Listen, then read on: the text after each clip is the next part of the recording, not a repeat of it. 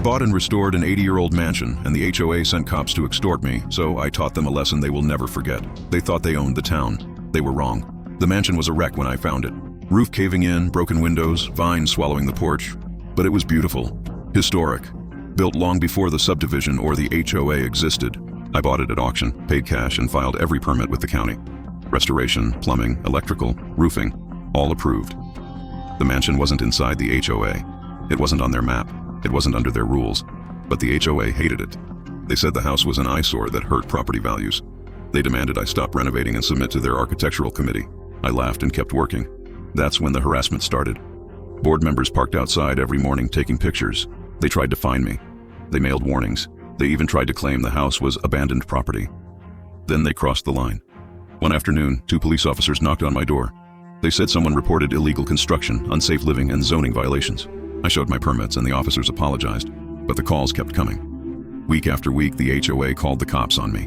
Noise complaints, hazard complaints. One time they claimed I was harboring squatters. Every report was fake, but the police had to respond. It wasted their time and my patience, so I set a trap, legally. I installed cameras facing the street. Audio, video, license plates, everything. Then I called the county inspector and asked for a full review of my renovation. He walked the whole property, signed off on every improvement, and wrote an official report declaring it safe, legal, and historic. That report would become my hammer. The next week, 3 cops showed up again. They said the HOA president reported that the house was structurally collapsing and children were in danger. That was the final straw. I handed the officers permits, the inspection report, and footage of HOA board members meeting at the clubhouse planning the false reports. The cops took it very seriously. My lawyer filed a lawsuit for harassment, defamation, false emergency reports, interference with property use, and attempted extortion. We subpoenaed HOA emails.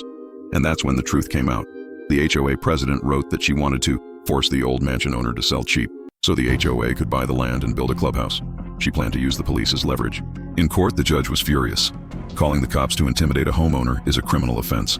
Filing false reports is a crime. We had proof of every call, every lie, every threat. The judge slammed the HOA with fines, legal fees, and damages, almost $500,000. Then the county opened a criminal investigation against the president and 2 board members. They were charged with filing false police reports and attempted extortion. The homeowners rebelled. They voted out the entire board. The HOA apologized publicly and sent me a written agreement promising never to interfere with my property again. And the mansion, restored, glowing.